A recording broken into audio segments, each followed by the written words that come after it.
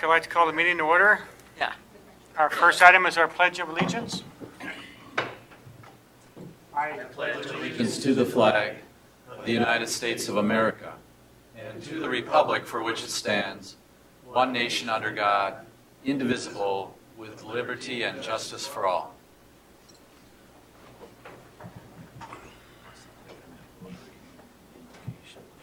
Mr. Vice Chair, could you read our mission statement? The mission of Marshall Public Schools is to educate, support, and prepare all learners for success. Thank you. Need a motion to approve the agenda. Do we have one? I'll move. I'll second. Any additions? Hearing none, please vote.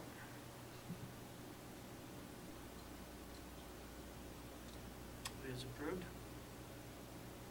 Public forum. Is anybody in the public that'd like to approach the board? Now is your time.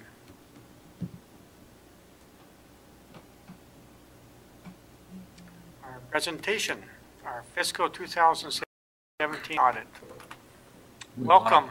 Welcome Lisa Zemeskel, partner with Hoffman Brobst, or is it Hoffman and Brobst, Karen? Hoffman and Brobst. Okay. And Amanda Ty-Kwinski, who worked on the audit, an associate. Welcome. That took care of my first part, so now that we all have that done, we'll go right into the presentation. This is a PowerPoint presentation of your audit report for fiscal year ended June 30, 2017. You received an unmodified or a clean opinion, which is what you are accustomed to getting, so that's the best that you can have with that. Expenditures this year exceeded revenues by $1.73 million. That's primarily due to costs in your construction fund. You had levied for several construction projects in 2015, and this is just the spend down of that. So about $2.6 million in Fund 6 construction fund costs this year, mostly for the HVAC and boiler. And had those expenditures not been incurred, you actually would have seen an increase of about $880,000 in your fund balance, in your governmental funds for the year.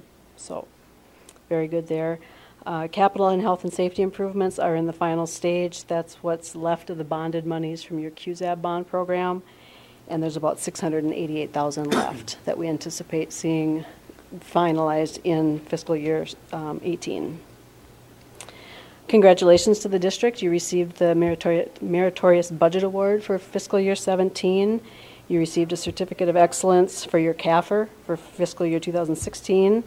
And Bruce was very prestigiously awarded as Director of Business Services, recognized as the Minnesota School Business Official of the Year. So congratulations. Next year, we see an increase of about 2.8 or about 2% of your general ed formula. So your general education aid is based on pupil count with a flat formula allowance, looking at that being $6,188 per pupil in fiscal year 18 compared to about $6,067 in the current year. You've extended the board-approved referendum authority for 5 years beginning in fiscal year 19. Last bullet talks about the building bond referendum.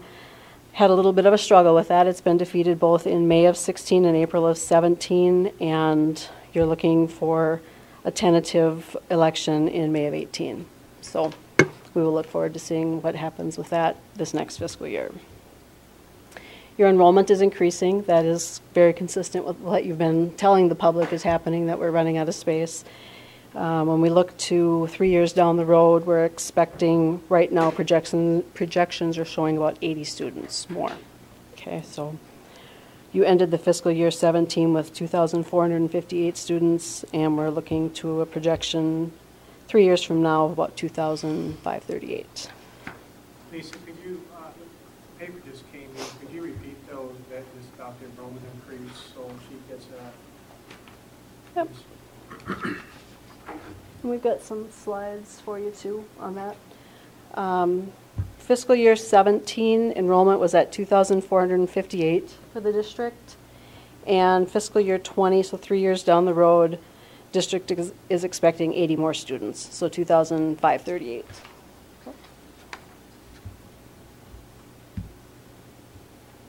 This is a picture of your fund balance compared to your cash balance. And as you can see, the browner part, the brown columns are your fund balance.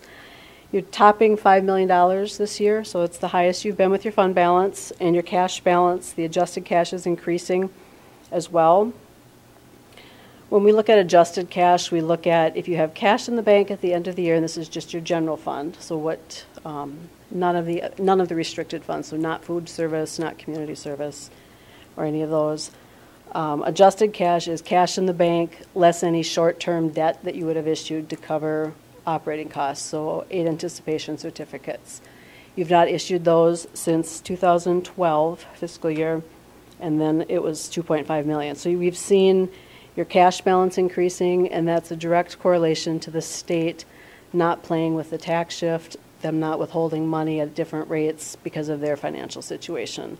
So when you see the fund balance be close to the adjusted cash balance, that's a very good financial position to be in.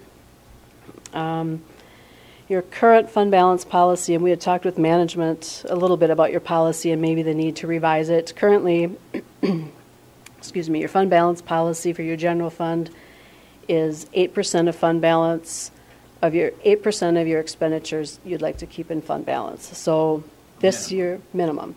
This year that number is 5.2 million where you are. That calculates to about 19.5% of fund balance. We recommend typically 3 to 6 months worth, depending on your needs that you see coming, and anything that the state might do to shift money that you would have to cover that they would not be funding on a timely basis. So money in the bank is better than having to borrow with the aid anticipation certificates.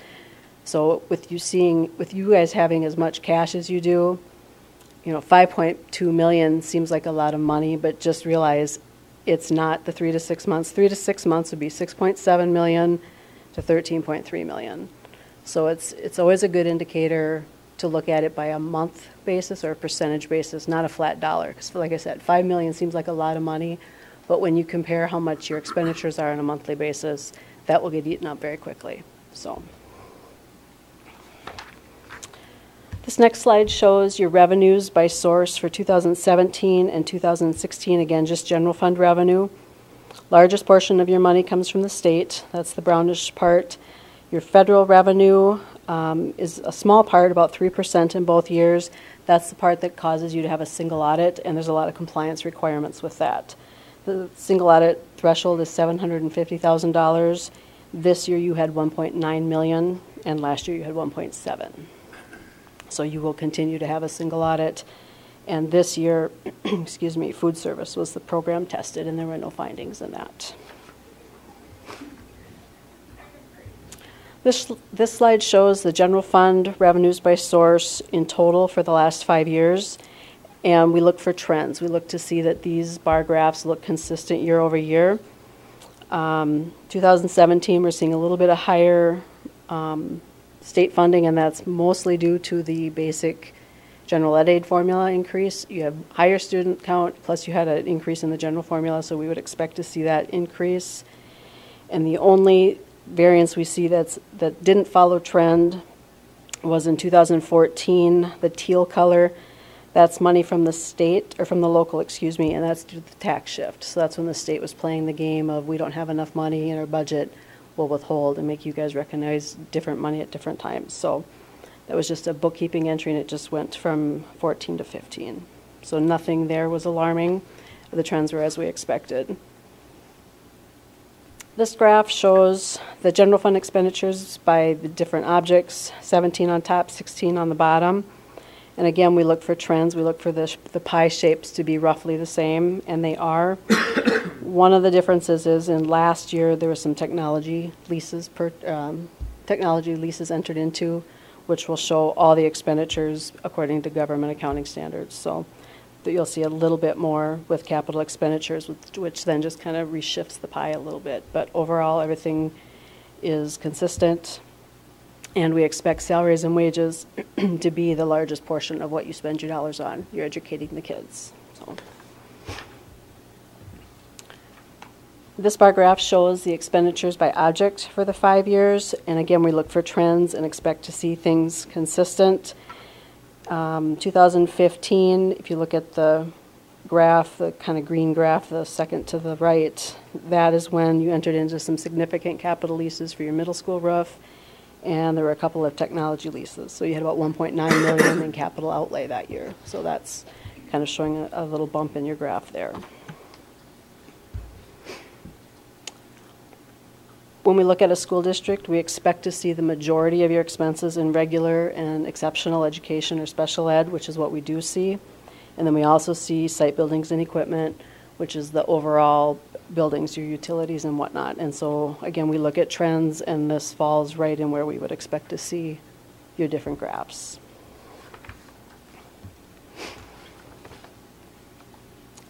Other funds, your food service fund balance increased about $29,000 for a variety of reasons. A little bit of decline in cost per meal served, and a big increase in breakfast participation. That's mostly due to that Second Chance breakfast program. And when we were here and had to come in through this door rather than the back door with the parking lot being resurfaced back there, I timed it just wrong, and all the kids were coming out of breakfast, and there's a lot you definitely have to move aside to let them get through, but it's a very well-used program. So, your community service fund balance increased about $16,700, and that's primarily due to your ABE program. Different grants, different programs that Pat runs through there will affect what happens in your community service fund. Your building construction fund I talked about a little bit before. You had about $2.6 million decrease in that fund balance due to expenditures for ongoing construction projects. And you've got about $688,000 left that we expect to see being spent this year. Your debt service fund balance increased about $183,000. Typically, we don't expect to see a significant increase in the debt service fund. You have some QZAB bonds that were issued, and they are not due until the end of the term. So the money that's being levied for them each year is being put in an escrow account earning interest at a bank in Iowa. It will accumulate and then pay off the entire debt at the end of the term. So you'll see your fund balance increasing throughout the years. Just remember that when you're looking at levies, to factor that in, that you will be spending that at maturity. Your OPEB debt service fund increased $190. And your trust fund for the OPEB, the trust fund at Bremer, increased about $90,000 on income. It had a great year with your markets compared to last year. We had a little bit of a slip with the market conditions. And then about $52,000 was taken out for the implicit rate for your employees' health insurance. So at the end of the year, you've got $979,000 left in that trust fund. The bonds that created that money will be maturing here in about 3 years, to February 1st of 2020. So there's still quite a bit of funds left in there to pay the implicit rate as you go forward with your health insurance. Wasn't quite 3.5 minutes, sorry. Any questions for me? Okay. Thank you. Thank you.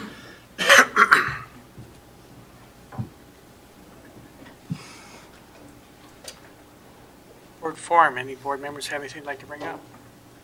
I just have a couple of things. I attended a MREA executive board meeting in October and just went through a few things. They set their legislative advocacy bullet points out. There was an email that went out with that too. Just suggest you look through those. It's going to be, it's an off year, and it sounds like it's going to be kind of tight. So they're looking at different things to approach legislative that will help rural, not maybe cost as much dollars, but a few of the things that they want to look at is the teacher crisis, so TRA stability, loan forgiveness. Another area was closing the achievement gap. They're looking at trying to get more EL funding. And then facilities, as you guys know, MREA was one of the leads in the egg to school tax credit, and so they're trying to find other ways to help schools address their facility needs. So they'll be approaching legislature on that. And then just one other thing, MSBA, I'll be serving on the delegate assembly again this year. We meet December 1st and 2nd. I haven't seen any of the resolutions yet, but as soon as I do, I'll share those with Tricia so she can show everybody. So if there's any questions before I go up and we vote on them, you have those. Thank you. Anybody else? You guys might be aware of this, but the Community Services has put out a needs assessment survey for the city. I would encourage you all to do that. It's very comprehensive. They talk about ABE, the city pool, what to do with the old softball fields. Just a very comprehensive survey. We haven't done one for a while, so I would encourage you all to find that on the city website and take it.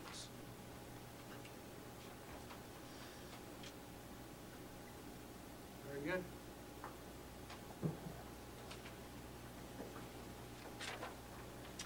Any questions on our purchasing card rebates? It's been working pretty good every year, hasn't it, Bruce? Yep, that's really a nice bonus with our P-card program that we've been in, I'd say probably 7 years or maybe even longer, and our rebate continues to increase from year to year, so it's a good program, and it kind of expedites how we are able to purchase, and puts a little extra work on Carla Luther's plate, however. But, All right, thank you. School board goals, open for discussion.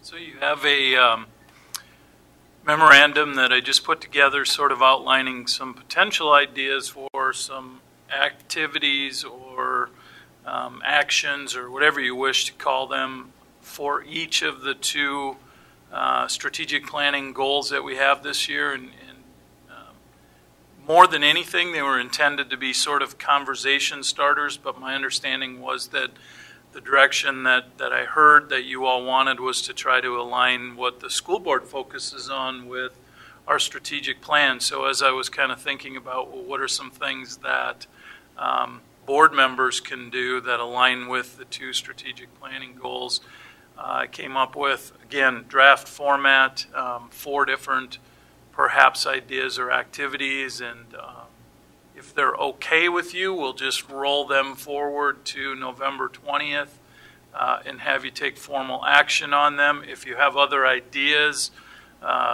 maybe you don't like one or all of these, or if you have ideas that you think would fit in here that aren't included, I guess I would just ask, what those are, what your thoughts are, good, bad, or indifferent, if you have any. Just a question on the goal 1, the third bullet point, carefully monitor standards for student and system performance. From a student performance standpoint, what kind of benchmarks could we see throughout the year? We always, on an annual basis, we review that, but how would we go about monitoring that throughout the course? I think that's what you just asked there, Bill, is an example of monitoring the standards. Could be something like NWEA. We test 3 times a year. It's not the be-all, gear-all, whatever, but expecting, if you will, as a board, that I and or our administration will come forward and share those results, and that you're aware of, here's the percent of students in the fall that were at or above proficiency and different things like that. I think that would be an example of the type of maybe next step would be, what does that look like in terms of this action or activity? What's the outcome? But that would be an example. Any other thoughts that you have? I think goal number 2 is interesting, but it could change to depending on your facilities. But it's good to have a long-term plan. I would agree. I think, well, and that's what our committee came up with, not just a short-term facilities plan, but what's the long-term future of facilities and finances in our district. So obviously as a school board, you have quite a bit of input into what happens with that, and that's a good thing. So my sense is sort of roll these forward to November 20th. Fine. Got it. Thank you. Second, review of policies 501 through 505. Any questions or comments?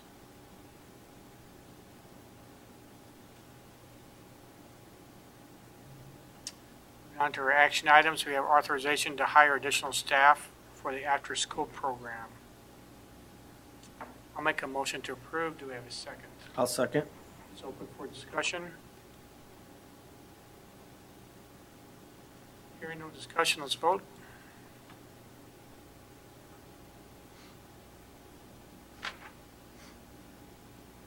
It is approved. Authorization to advertise and hire early childhood special education paraprofessional. Motion to approve. Do we have a second? I'll second. It's open for discussion. Hearing none, please vote.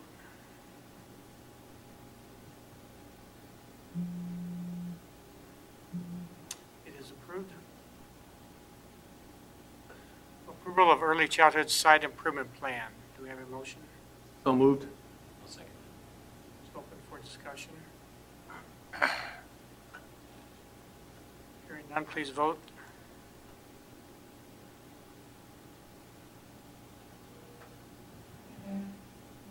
It is approved. Approval of the English Learner Handbook. Motion to approve. Do we have a second? I'll second. It's open for discussion.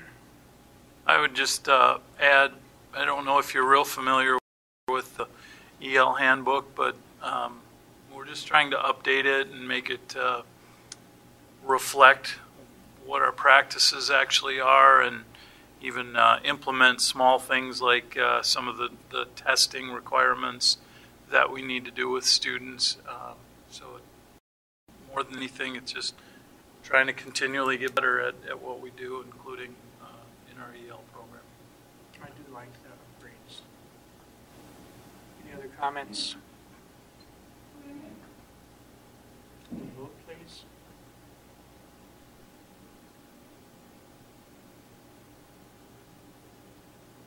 It is approved. Anything else, folks? Did you have anything you'd like to bring up? For me? Yeah. We're just getting ready for our ACTs at the high school and stuff. So that's Those are always fun. Those are fun, aren't they? It's a fun day. fun. No. What? But yeah, we're just preparing for and stuff. But other than that, we're doing same. We're good. Good, good. Does everybody still take the ACTs, or is that was just 1 year? Must be in the quarter, isn't it? I think this Let's start today. started today. Yep. All right, excellent. Meeting's over. Thank you.